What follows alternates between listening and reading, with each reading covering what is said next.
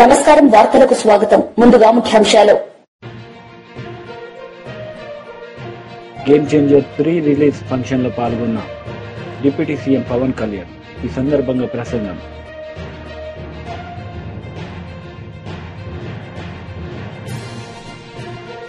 మాజీ మంత్రి Gudivada Amarnath press meet, పలు అంశాలపై వివరణ. మంత్రి నారా లోకేష్ మీడియా సమావేశం నిర్వహించారు. ఈ సందర్భంగా ప్రభుత్వ కాలేజీలను ప్రైవేట్ కాలేజీలకు దీటుగా చేస్తామన్నారు. ఈ సందర్భంగా ఆయన మీడియాతో మాట్లాడారు. జూనియర్ కళాశాలలో మేము చేరుతున్నాము. మాకు కూడా ప్రైవేట్ రంగానికి దీటుగా మాకు కరికులం కానివ్వండి, టెస్టులు కానివ్వండి అన్ని మెరుగుపరచండి అని ఆనాడు నేను కోరటం జరిగింది. దాంట్లో భాగంగా మన ప్రభుత్వం ఏర్పడిన వెంటనే జూనియర్ కళాశాలలో ఉచితంగా టెక్స్ట్ బుక్స్ మనం అందజేస్తాం జరిగింది. ఇప్పుడు ప్రధానంగా మధ్యాహ్న భోజనం కూడా మన పిల్లలకి మన ప్రభుత్వం అందజేస్తాం జరుగుతుంది. నాలెడ్జ్ ఎకానమీలో హెచ్ఆర్డి మినిస్ట్రీ అనేది చాలా కీలకమైన పాత్ర వహిస్తుంది. ఆ అవకాశం నాకు గౌరవ ముఖ్యమంత్రి చంద్రబాబు నాయుడు గారు మంత్రిగా నాకు ఇచ్చారు. ఒక బాధ్యతగా మేము వ్యవహరిస్తున్నాం. కేజీ నుంచి పీజీ వరకు విద్యను ఎట్లా బలోపేతం చేయాలి, కొత్త సంస్కరణలు ఎట్లా తీసుకురావాలి, ఇతర రాష్ట్రాల్లో ఇతర దేశాల్లో ఎలాంటి కరికులం పాటిస్తున్నారో దాన్ని ఎట్లా చేయాలని దాంతో కూడా అనేక చర్చలు జరిగినాయి. అదేవిధంగా యూనియన్లతో కూడా మేము మీటింగ్లు పెట్టుకుంటాం జరుగుతుంది. గత ప్రభుత్వం లాగా ఏకపక్ష నిర్ణయాలు మేము తీసుకోవట్లేదు. అందరితో చర్చిస్తున్నాం, ఉపాధ్యాయులతో మాట్లాడుతున్నాం, తల్లిదండ్రులతో మాట్లాడుతున్నాం, విద్యార్థులతో మాట్లాడుతున్నాం. వాళ్ళకి ఏం కావాలో తెలుసుకున్న తర్వాతనే నిర్ణయాలు తీసుకుంటాం జరుగుతుంది. గత 6 నెలలుగా మీరు కూడా చూశారు. నేను ఇక్కడ ఫీల్డ్కి వెళ్తే కూడా సర్ప్రైజ్ విజిట్స్గా ప్రభుత్వ పాఠశాలలు కానివ్వండి, అటు లైబ్రరీలు కానివ్వండి వెళ్తాం జరుగుతుంది. అక్కడ విద్యార్థులు ఎదుర్కొన్న సమస్యలు ఏంటి, ఉపాధ్యాయులు ఎదుర్కొన్న సమస్యలు ఏంటి, ఏం చేస్తే బాగుంటుందని దానిపైన కూడా కలిసికట్టుగా మేము చర్చిస్తున్నాం. దాంట్లో భాగంగా Andhra model of school education తీసుకురావాలని నిర్ణయం తీసుకున్నాం. ఆ మోడల్ అంతా ఇప్పుడు రెడీ అయింది. త్వరలోనే ప్రజల ముందర కూడా పెడతాం. టీచర్ ట్రాన్స్ఫర్ యాక్ట్ దగ్గర నుంచి హైయర్ ఎడ్యుకేషన్ కమిషనరేట్ పాత్ర ఏంటి, యాప్షీ కరికులం ఎలా బలోపేతం చేయాలి, హైయర్ ఎడ్యుకేషన్ కరికులం ఎలా బలోపేతం చేయాలనే దానిపైన కూడా సుదీర్ఘంగా చర్చించి ఇవన్నీ అమలు చేసే బాధ్యత మేము తీసుకుంటాం.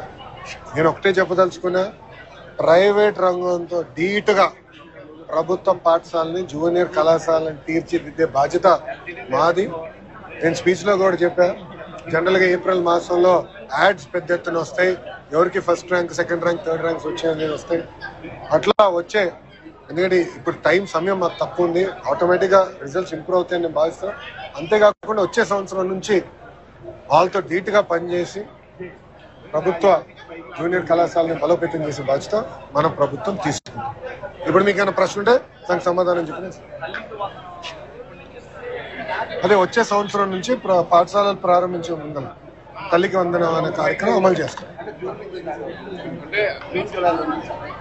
పాఠశాలలు ప్రారంభమయ్యే లోపల తప్పనిసరిగా తల్లికి వందనం అనే డబ్బులు మేము తల్లికి అందజేస్తాం. ఈ జగన్మోహన్ రెడ్డి నుంచి ప్రజల్లోనే ఉంటాను అని చెప్పి చెప్తున్నారు. కొంచెం ఆయన ప్రజల్లో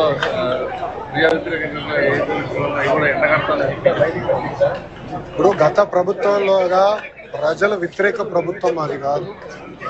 ప్రజలతో ఎప్పుడు ఉంటున్నాం, ప్రజల సమస్యలు తెలుసుకుంటున్నాం, ప్రజల సమస్యలు మేము పరిష్కరిస్తున్నాం.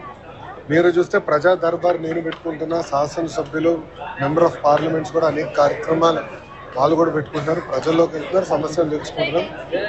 మనందరం అర్థం చేసుకోవాలి ఏంటంటే రాష్ట్రం ఆర్థిక ఇబ్బందుల్లో గత ప్రభుత్వం చేసిన అప్పుల వల్ల ఈ రోజు వడ్డీ విపరీతంగా పెరిగింది. దాదాపు 4,000 కోట్ల నెలకి డెఫిసిట్ లో మన ప్రభుత్వం నడుస్తుంది.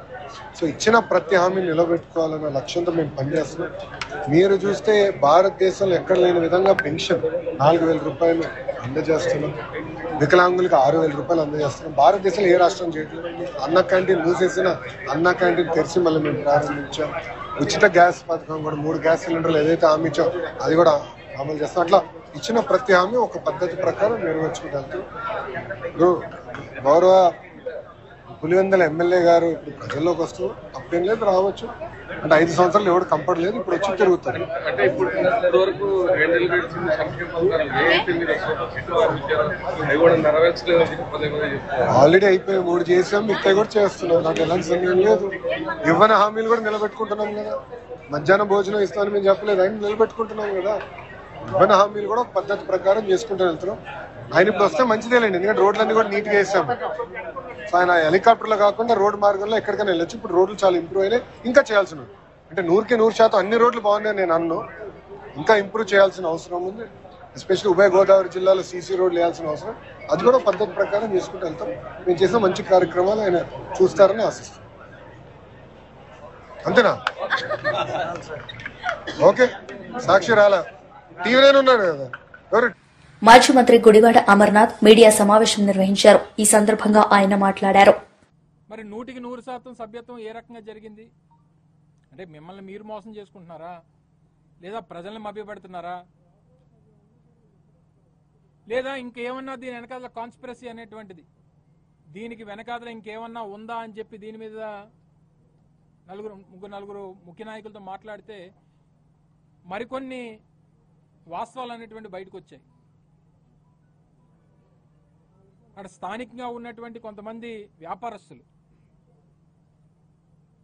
గడిచినటువంటి 6 నెలలుగా చేస్తున్నటువంటి ఇల్లీగల్ యాక్టివిటీస్ మీ అందరికీ తెలుసు. 2024 ఎన్నికలు అయిపోయిన తర్వాత ఎక్కడికక్కడ పేకాట క్లబ్బులు కానీ, ఎక్కడికక్కడ బెల్ట్ షాపులు కానీ, ఎక్కడికక్కడ ఏవైతే ఇల్లీగల్ యాక్టివిటీస్ అనేటువంటివి ఏ రకంగా రాష్ట్ర వ్యాప్తంగా కొనసాగుతూ ఉన్నాయనేటువంటిది మనం చూస్తూ ఉన్నాం. చివరికి రోడ్ల మీద పెట్టుకున్నటువంటి బడ్డీల దగ్గర నుంచి రియల్ ఎస్టేట్ చేసుకున్నటువంటి ప్రతి ఒక్కరి దగ్గర ఏ రకంగా డబ్బులు దండుకుంటా ఉన్నారో ఈరోజు కూటమికి చెందినటువంటి ప్రజాప్రతినిధులు రోజు మన పత్రికల్లో చూస్తూ ఉన్నాం. తీరా ఎందుకు ఇది జరిగింది, ఎందుకు ఈ రకంగా బయటకు వచ్చిందని అంటే, ముచ్చర్ల అనేటువంటి గ్రామం unsettled village, unsettled inam village. So ఈ గ్రామానికి చెందినటువంటి ప్రజల్ని మభ్యపెట్టి సభ్యత్వం గురించి చెప్పకుండా మీ అందరికి కూడా పట్టాలు ఇప్పిస్తాం, మీ అందరి ఆధార్ కార్డులు తీసుకొని రండి అని చెప్పి ఆ పెద్ద మనిషి పిలిపించుకొని ఆ డబ్బులేవో ఆయనే కట్టేసి ఆ ఏదైతే ఉందో వచ్చినటువంటి డబ్బు అంతా కట్టేసి ఈ రకంగా పబ్లిసిటీ చేసుకునేటువంటి ప్రయత్నం చేశారు. రేపు లోకేష్ గారిని తీసుకొని వస్తే ఏం చెప్తారు లోకేష్ గారితో? సార్ 100% డబ్బు కట్టేశారు, మాకు ఈ గ్రామంలో సమస్య ఉంది, ఈ సమస్యను పరిష్కరించండి అనేటువంటి చెప్పేటువంటి ప్రయత్నం చేసి అమాయకమైనటువంటి ప్రజల్ని వాళ్ళ దగ్గర నుంచి భూములు రాయించుకొని అంతా కూడా భూమిని ఏ రకంగా కొట్టేయాలి 600 ఎకరాలు అనేటువంటి దాని మీద జరుగుతున్నటువంటి ఒక పెద్ద స్కామ్ ఇది అనేటువంటి విషయాన్ని మీ ద్వారా ప్రజలకు తెలియజేస్తా ఉన్నా. సరే, ఎన్నికలకి ఇంకో 4.5 సంవత్సరాలు ఉన్నాయి. ఇప్పుడు ఎన్నికల గురించి, రాజకీయాలు, రేపు జరిగేటువంటి ఫలితాలు, వచ్చేటువంటి ఫలితాల గురించి మాట్లాడడానికి రాలా. లేనిపోయినటువంటి ఆరోపణలు వైఎస్ఆర్ కాంగ్రెస్ పార్టీ ప్రభుత్వం మీద గతంలో చేసి తీరా అధికారంలోకి వచ్చినటువంటి 6 నెలల్లోనే ఇంత పెద్ద పెద్ద విషయాల్ని మీరు టేకప్ చేసి మీరు ఈ రకంగా భూములు కొట్టేసేటువంటి, పేద ప్రజల దగ్గర నుంచి భూములు కొట్టేసేటువంటి ప్రయత్నం చేస్తే ఆ ప్రజల తాలూకా భవిష్యత్ ఏంటి, ఆ గ్రామంలో ఉన్నటువంటి ఆ భూమిని నమ్ముకుని ఉన్నటువంటి ఆ గ్రామస్తుల తాలూకా పరిస్థితులు ఏంటి? మరి ముఖ్యంగా రానటువంటి కాలంలో అదే ప్రాంతంలో క్లబ్బులు నడుపుతా ఉన్నారు. కొంతమంది చెప్తా ఉన్నారు రాత్రి 11 నుంచి తెల్లవారుజామున వరకు క్లబ్బులు నడుస్తూ ఉన్నాయి. ఆయన చుట్టుపక్కల ఉన్నటువంటి గ్రామాలని ఆయన తెలుగుదేశం పార్టీ కోసం డబ్బు ఖర్చు పెట్టి మొన్న ఎన్నికల్లో డబ్బులు ఖర్చు పెట్టాడు, దాన్ని 6 నెలల్లోనే మళ్ళీ తిరిగి చక్కబెట్టుకున్నాడు అనేటువంటి విషయాన్ని స్థానికంగా ఉన్నటువంటి ప్రజలు చెప్తున్నటువంటి మాట. కాదని చెప్పి ఎవరన్నా చెప్పానండి? రేపు ఈ రకంగా అక్కడ ఉన్నటువంటి 600 ఎకరాలు ఆ గ్రామంలో అన్సెటిల్డ్ గ్రామం ఏదైతే ఉందో ఆ భూమిని కొట్టేసేటువంటి దానికి చేసేటువంటి పెద్ద కుట్ర ఇది అనేటువంటి విషయాన్ని మరొకసారి తెలియజేస్తా ఉన్నా. సరే, ఏ పార్టీకి వెళ్ళాలి, ఏ పార్టీలో ఉండాలి అనేటువంటిది ఎవరి ప్రజాస్వామ్యంలో ఎవరి తాలూకా నిర్ణయాలు వాళ్ళు. ఏ నిర్ణయం ఎవరిది అయినప్పటికీ దీని వెనక ఇంత పెద్ద కుట్ర ఉంది అనేటువంటి విషయాన్ని మరి స్థానికంగా ప్రజాప్రతినిధుల్లో ఉన్నటువంటి వైఎస్ఆర్సీపీ లీడర్ టీజేఆర్ సుధాకర్ బాబు మీడియా సమావేశం నిర్వహించారు. ఈ సందర్భంగా ఆయన టీడీపీ నేతలపై మండిపడ్డారు. 1,53,227 మంది పెన్షన్లకు ఇప్పటికే నువ్వు కోత పెట్టేశావు. ఈ 66,34,742 మంది పెన్షన్లలో ఇప్పటికే చంద్రబాబు నాయుడు గారి ప్రభుత్వం అధికారంలోకి వచ్చిన తర్వాత 3,53,227 మంది ఇప్పటికే పెన్షన్ కోల్పోయారు. మళ్ళీ అగైన్ ఓ 24,000 మందికి వెరిఫికేషన్ పేరుతో టార్గెట్ పెట్టారు. వాళ్ళు ఎవరండి? పక్షవాతం వచ్చిన వాళ్ళు, తీవ్ర కండరాల ఎఫెక్ట్తో బాధపడుతున్న వాళ్ళు,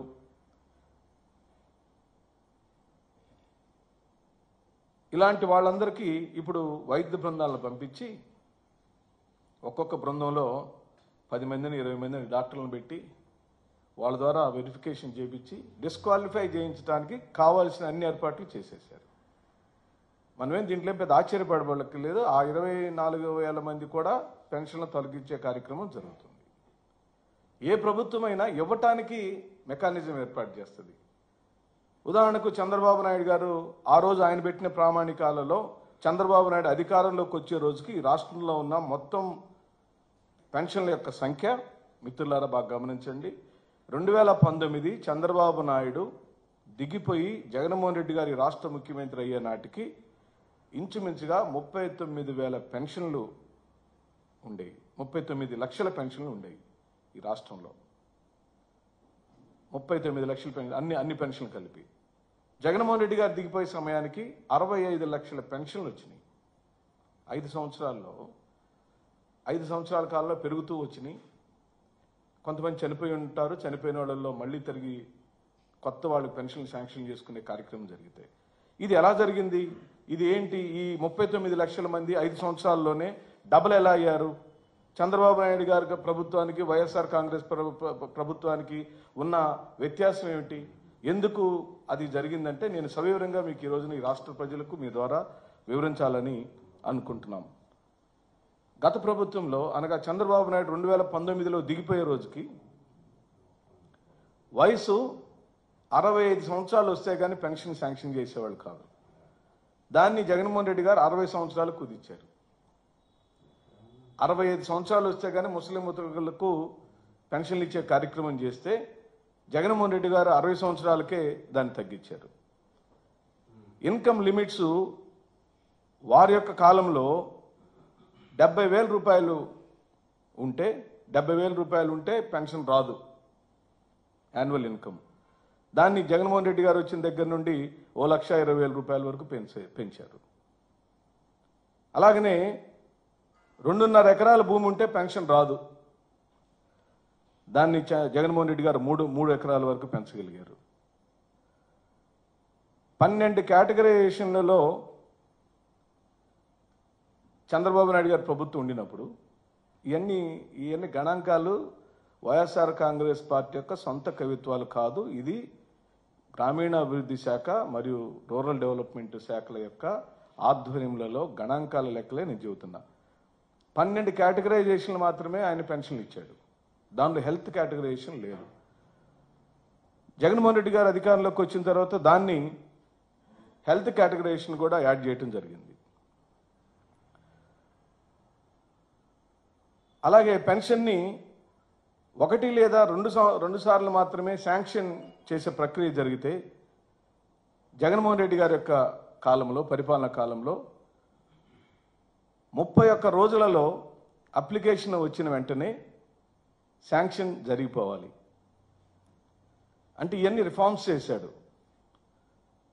అంటే చంద్రబాబు నాయుడు గారేమో ఉన్న పెన్షన్లు తొలగిస్తుంటే, తొలగించడానికి మెకానిజం ఏర్పాటు చేస్తుంటే, తొలగించడానికి కావాల్సినటువంటి టెక్నికాలిటీస్ అన్నీ బాగా రుబ్బి మేధోమథనం చేసి ఒకటి పెన్షన్ తీసేయడానికి ఏమేం చేయొచ్చు అన్ని కార్యక్రమాలు జరుగుతుంటే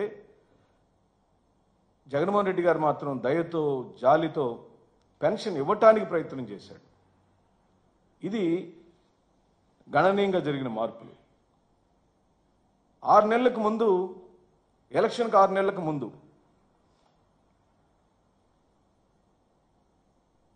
39 లక్షలు ఉన్నాయి. కేంద్ర మంత్రి కిషన్ రెడ్డి మీడియా సమావేశం నిర్వహించారు. ఈ సందర్భంగా ఆయన మాట్లాడారు.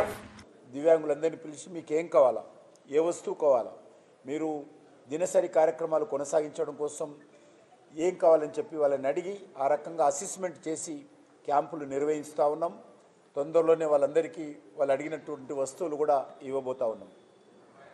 అంతేకాకుండా దివ్యాంగులకు 3% ఉన్నటువంటి రిజర్వేషను నరేంద్ర మోడీ గారి ప్రభుత్వం వచ్చిన తర్వాత 4% పెంచడం జరిగింది. గతంలో దివ్యాంగులు అనేటువంటి వాళ్ళు 7 రకాలుగా ఉన్నటువంటి వాళ్ళనే దివ్యాంగులుగా గుర్తించేటువంటి వాళ్ళు. ఈరోజు 21 రకాలుగా ఉన్నటువంటి మరి శరీరంలో లోపాలు ఉన్నటువంటి 21 రకాలకు సంబంధించినటువంటి వాళ్ళందరినీ కూడా దివ్యాంగులుగా గుర్తించి వాళ్ళకి అన్ని రకాలుగా ఆదుకునేటువంటి ప్రయత్నం ప్రభుత్వాల నుంచి అందించేటువంటి ప్రయత్నం చేస్తూ ఉన్నాం. అదేవిధంగా దివ్యాంగులకు రక్షణ కల్పించేటువంటి వాళ్ళని ఎవరిని కూడా విమర్శించకుండా, వాళ్ళని అవమానం చేయకుండా వాళ్ళకు రక్షణ కల్పించేటువంటి చట్టాన్ని కూడా రాజ్యాంగబద్ధంగా ఈరోజు నరేంద్ర మోడీ గారి ప్రభుత్వము వాళ్ళకు కల్పించడం జరిగింది. అంతేకాదు గతంలో దివ్యాంగులను అవయవ లోపం ఉన్నటువంటి వాళ్ళు అని మాటతో అర్థం వచ్చే విధంగా వాళ్ళని పిలువబడేటువంటి వాళ్ళు ఈరోజు ఆ మాటను నిషేధించి దివ్యాంగులు అనేటువంటి ఒక మంచి పదం, దేవుడి బిడ్డలు అనేటువంటి ఒక మంచి పదాన్ని నరేంద్ర మోడీ గారు స్వయంగా సూచించి ఈరోజు దేశవ్యాప్తంగా మరి అవయవ లోపం ఉన్నటువంటి వాళ్ళందరూ కూడా దివ్యాంగులుగా పేరు పెట్టినటువంటి ఘనత మన భారత ప్రధానమంత్రి నరేంద్ర మోడీ గారికి దక్కుతుంది. ఈ రకంగా దివ్యాంగుల కోసం హౌసింగ్ అలాట్మెంట్ చేసిన, ఎడ్యుకేషన్లో చేసిన మరి ఎడ్యుకేషన్ సీట్లలో కూడా వాళ్ళకు ప్రోత్సాహం కల్పించాలి, వాళ్ళకు ప్రాతినిధ్యం ఇవ్వాలని భారత ప్రభుత్వం ఆ రకంగా చేస్తూ ఉంది. అంతేకాకుండా నరేంద్ర మోడీ గారు ప్రధానమంత్రి అయిన తర్వాత పారా ఒలింపిక్స్, దివ్యాంగులకు సంబంధించినటువంటి ఒలింపిక్స్లో ఈరోజు భారతదేశము అత్యధికమైనటువంటి పథకాలు సంపాదిస్తూ ఉంది. అదేవిధంగా ఇటీవల జరిగినటువంటి ప్యారిస్లో జరిగినటువంటి ఒలింపిక్స్లో 29 పథకాలు ఈరోజు దివ్యాంగులు తీసుకురావడం జరిగింది. జనరల్ ఒలింపిక్స్ కంటే ఎక్కువ భారతదేశం యొక్క గౌరవాన్ని, భారతదేశం యొక్క ఖ్యాతిని ఇన్మడింప చేస్తున్నది ఎవరు అంటే భారతదేశానికి సంబంధించి. సిరిసిల్ల బీఆర్ఎస్ నాయకులు, కార్యకర్తల సమావేశం మాజీ మంత్రి కేటీఆర్ పాల్గొన్నారు. ఈ సందర్భంగా ఆయన ప్రసంగించారు.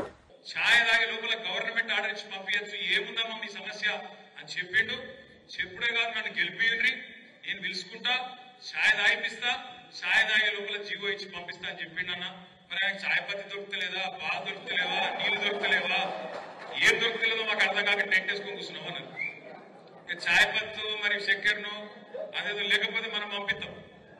22,000 మంది వాళ్ళు ఎదురు చూస్తారు. ఆడబిడ్డలకు చెప్పిండు కేసీఆర్ ₹1,00,000 ఇస్తాడు, నేను తులం బంగారం ఇస్తాను. మరి ఇప్పుడు బంగారం చేపలు దిగుతలేదు, అయినా పుడతలేదా బంగారం, తులం బంగారం దొరకలేదా? సంవత్సరం అయిపోయి ఎన్ని లెక్కలైనా 4-5 లక్షల పెళ్లిలు అయినాయి. ఒక్కలకన్నా నచ్చిందా? రాలే. రుణమాఫీ అన్నాడు. నేను ముఖ్యమంత్రిని అడుగుతున్నా, మళ్ళొక్కసారి వేదికగా అడుగుతున్నా, నిన్న చెప్పినా మళ్ళీ చెప్తున్నా. ఎంత సిగ్గుదప్పిన ప్రభుత్వం అంటే, ఎంత ఇజ్జత్ లేని ప్రభుత్వం అంటే కాంగ్రెస్ ప్రభుత్వం. వీళ్ళే చెప్పారు. ఏం చెప్పారు? డిసెంబర్ 3కు ముందు తీసుకుంటే, అప్పుడు యాదకుండాలి మీకు, మనం రైతు బంధు కోసం 7,600 కోట్లు తయారు చేసి పెట్టినాం డిసెంబర్లో. పోయిన సంవత్సరం ఇదే టైం పెడితే రేవంత్ రెడ్డి ఉత్తరం రాసిండు ఎలక్షన్ కమిషన్, మీరు అర్జెంటుగా ఆపాలి, లేకపోతే ఎన్నికల ప్రభావం పడుతుంది, కేసీఆర్ మళ్ళీ రైతులందరూ మళ్ళా ఓట్లేసి మళ్ళా గెలిపిస్తారు, మీరు ఆపుండ్రి అని ఎలక్షన్ కమిషన్ ఉత్తరం రాసిండు. రాస్తే ఎలక్షన్ కమిషన్ వాళ్ళు ఎన్నికలు ప్రభావితమైతే అని చెప్పి ఆపేసారు. అప్పుడు ఏం చెప్పిండు రేవంత్ రెడ్డి? డిసెంబర్ 3కు ముందు తీసుకుంటే ఎకరానికి 5,000, డిసెంబర్ 7 తర్వాత తీసుకుంటే ఎకరానికి 7,500 అన్నాడు. 7,500 కాదు, 75 పైసలు ఇచ్చిండు. వీడు 75 పైసలు. ఆ రోజు మనం ఏదైతే కూడబెట్టిపోయినామో 7,500 కోట్లు, అవి మళ్ళా 3-4 నెలలు సదానికి గవే ఇచ్చిండు. దాని తర్వాత పార్లమెంట్ దాకా ఇచ్చిండు. ఎప్పుడైనా నాట్లు పడేటప్పుడు పడతాయి రైతు బంధు పైసలు, కానీ ఈయన ఉన్నప్పుడు ఓట్లు పడేటప్పుడు పడ్డాయి పైసలు ఒకట్లుంటది కాంగ్రెస్ పెట్టుకుంటే. అట్లా ఈ కాంగ్రెస్ ప్రభుత్వం వచ్చినాక రైతు భరోసా రూపాయి కూడా ఇయ్యలేదు. మనం దాచిపెట్టిపోయిన రైతు బంధు పైసలే ఒక్కసారి ఏడ్పించి 6 నెలలకు ఇచ్చిండు తప్ప ఈ సంవత్సరంలో ఒక్కటంటే ఒక్క పైసా కూడా రైతుకి ఇయ్యని ముఖ్యమంత్రి రేవంత్ రెడ్డి. అదొక్కటే కాదు, మీకు యాదుకుండాలి, ఏమన్నాడు ప్రతిపక్షంలో ఉన్నప్పుడు 3 పంటలకు ఇయ్యాలి, ఏది 3 పంటలకు. ఇప్పుడేమంటాడు, రైతు ప్రమాణ పత్రం రాసి అన్నాడు. ఇప్పుడు మా బొప్పాపుడు శ్రీనివాస్ రెడ్డి నాడు ఇప్పుడు ప్రమాణ పత్రం రాసి ఇవ్వాలి. ఏమని? నేను సాగు చేస్తా, నేను ఖచ్చితంగా వ్యవసాయం చేస్తా అని రైతు ప్రమాణ పత్రం రాసి అధికారులకి అన్నాడు. కేసీఆర్ ఉన్నప్పుడు మీరు ఎక్కడికైనా దఫ్తర్కి పోయినా రైతు దరఖాస్తు పెట్టిండా రైతు బంధు కోసం? ఎవరికైనా దండం పెట్టినవా? Game changer pre release event లో డిప్యూటీ సీఎం పవన్ కళ్యాణ్ ముఖ్య అతిథిగా హాజరయ్యారు. ఈ సందర్భంగా హీరో రామ్ చరణ్ పవన్ కళ్యాణ్ ప్రసంగించారు. శ్రమ తీసుకుని సినిమా మీద, సినిమా ఇండస్ట్రీ మీద ప్రేమతో చాలా దూరం నుంచి వచ్చిన ప్రతి సినిమా అభిమానులందరికీ పేరు పేరున థ్యాంక్ యూ. ముందుగా రాజమండ్రి ఇవాళ ఈ జనసముద్రం చూస్తూ ఉంటే నా ఇంకో రోజు గుర్తుకొస్తుంది. మన రాజమండ్రి బ్రిడ్జ్ మీద మన ఆంధ్రప్రదేశ్ డిప్యూటీ సీఎం శ్రీ పవన్ కళ్యాణ్ గారు మొదటిసారి అక్కడ ర్యాలీ చేసినప్పుడు ఆ జనసముద్రం చూస్తే ఇలాగే ఉంది. అక్కడ కూడా రాజమండ్రిలో ఈ సినిమా షూటింగ్ చాలా చేసాం, చాలా రోజులు చేసాం. సో పవన్ కళ్యాణ్ గారికి చాలా థ్యాంక్ యూ. ఇవాళ ఇలా వచ్చినందుకు, ఇంత బిజీ స్కెడ్యూల్లో వారి మినిస్టర్స్ అందరికీ, ఇక్కడ వచ్చిన మన సినిమాటోగ్రఫీ మినిస్టర్స్ అందరికీ, మిగతా మంత్రులందరికీ చాలా థ్యాంక్ యూ అండి వచ్చినందుకు. చాలా మాట్లాడాలనుకున్నాను కానీ ముందు మీరు ఇక్కడ వెనకాల చాలా టెన్షన్గా ఉంది. ఇప్పుడు నిజంగా సినిమా పేరు గేమ్ చేంజర్, అది నిజమే. శంకర్ గారు ఎందుకు పెట్టారో తెలియదు. తెర మీద బహుశా మేము చేసే పాత్ర ఒక గేమ్ చేంజింగ్ పాత్ర, కానీ నిజ జీవితంలో మీ అందరికీ తెలుసు, కేవలం ఏపీలోనే కాదు ఇండియన్ పాలిటిక్స్కి ఉన్న ఏకైక నంబర్ 1 గేమ్ చేంజర్ ఇవాళ పవన్ కళ్యాణ్ గారే. అలాంటి ఆయన పక్కన నేను నుంచోవడం చాలా అదృష్టంగా భావిస్తున్నాను. జనాల కోసం ఇంత తపన పడే, ఇంత ఆలోచించే ఒక వ్యక్తి పక్కన ఆయన జీవించేటప్పుడు మేము కూడా ఆయన పక్కనే ఉంటూ ఇలా ఉన్నామని, అదే కుటుంబంలో పుట్టామని మీతో ఇలా పంచుకున్నందుకు చాలా అదృష్టంగా భావిస్తున్నాను. శంకర్ గారు ఎవరిని చూసి ఇలాంటి క్యారెక్టర్స్ రాశారో మీ అందరికీ నమస్కారం.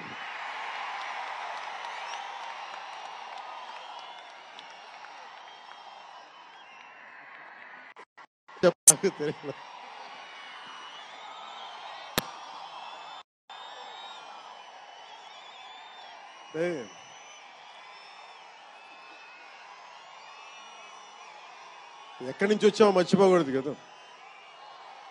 రఘుపతి వెంకయ్య నాయుడు గారిని మర్చిపోలేం, ఒక దాదాసాహెబ్ ఫాల్కేని మర్చిపోలేం, ఒక రాజ్ కపూర్ని మర్చిపోలేం, సత్యజిత్ని మర్చిపోలేం, షోలే తీసిన సిప్పిల్ని మర్చిపోలేం, తెలుగు సినిమాలని ఖ్యాతి నిలబెట్టిన నాగిరెడ్డి గారిని మర్చిపోలేం, బిఎన్ రెడ్డి గారిని మర్చిపోలేం, గోడవల్లి రామబ్రహ్మం గారిని మర్చిపోలేం. ఈ రోజున ఇంతమంది వేదిక పైన శంకర్ గారు లాంటి నిష్ణాతులు మహానుభావులు ఉన్నారు అంటే, సూర్య గారు లాంటి నటుడు దర్శకులు ఉన్నారంటే మేము మూలాలు మర్చిపోకూడదు. తెలుగు చిత్ర పరిశ్రమ పెద్దలందరికీ గుర్తు చేసుకుంటూ, తెలుగు జాతికి పేరు తెచ్చిన ఎన్టీ రామారావు గారికి మనస్ఫూర్తిగా ఆయనని గుండె లోతుల్లోంచి ఆయనకి స్మరించుకుంటూ, అలాగే పవన్ కళ్యాణ్ ఉన్నా, రామ్ చరణ్ ఉన్నా, ఏ హీరోలు ఉన్నా కానీ దానికి మూలం మెగాస్టార్ చిరంజీవి గారు. మీరందరూ గేమ్ చేంజర్ అనొచ్చు, ఓజీ అనొచ్చు, ఆ మూలాలు ఎక్కడో మారుమూల ఒక చిన్న పల్లెటూరులో కుగ్రామంలో, మొగల్తూరు అనే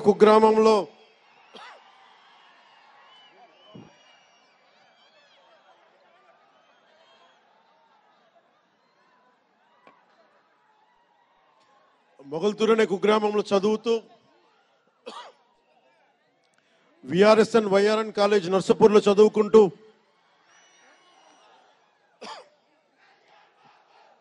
ఇవన్నీ ఇలాంటిదే మీరు అనాలంటే ఆద్యుడు ఆయనే. మీరు ఈరోజు కళ్యాణ్ బాబు అనండి, ఓజీ అనండి, డిప్యూటీ సీఎం అనండి, ఏదన్నా ఆయనే ఆద్యులు. నేను మూలాలు మర్చిపోను. నేను ఎప్పుడు రఘుపతి వెంకయ్యనాయుడు గారిని మర్చిపోం, దాదాసాహెబ్ ఫాల్కే అవార్డు గ్రహీతను దాదాసాహెబ్ ఫాల్కే గారిని మర్చిపోం. మూలాలు మనం ఎప్పుడు మర్చిపోం. అలాగే మేమందరం రామారావు గారిని మర్చిపోలేం. ఇంతమంది తెలుగు చిత్ర పరిశ్రమ ఇక్కడ కదిలింది, వచ్చింది అంటే దాని స్ఫూర్తి ఒక అక్కినేని నాగేశ్వరరావు గారు, రామారావు గారు, గట్టమనేని కృష్ణ గారు, ఒక శోభన్ బాబు గారు, ఎంతోమంది నిష్ణాతులు పెద్దలు తెలుగు చిత్ర పరిశ్రమ కోసం శక్తియుక్తులు ధారపోసిన వారు. వారందరికీ మనస్ఫూర్తిగా హృదయం నుంచి ఒక నటుడిగానే కాదు, ఆంధ్రప్రదేశ్ డిప్యూటీ సీఎంగా కూడా మనస్ఫూర్తిగా వారికి నమస్కారాలు తెలియజేసుకుంటా ఉన్నాను. వార్తలు ముగించే ముందు ముఖ్యాంశాలు మరోసారి. గేమ్ చేంజర్ 3 రిలీజ్ ఫంక్షన్ లో పాల్గొన్న డిప్యూటీ సీఎం పవన్ కళ్యాణ్. ఈ సందర్భంగా ప్రసంగం.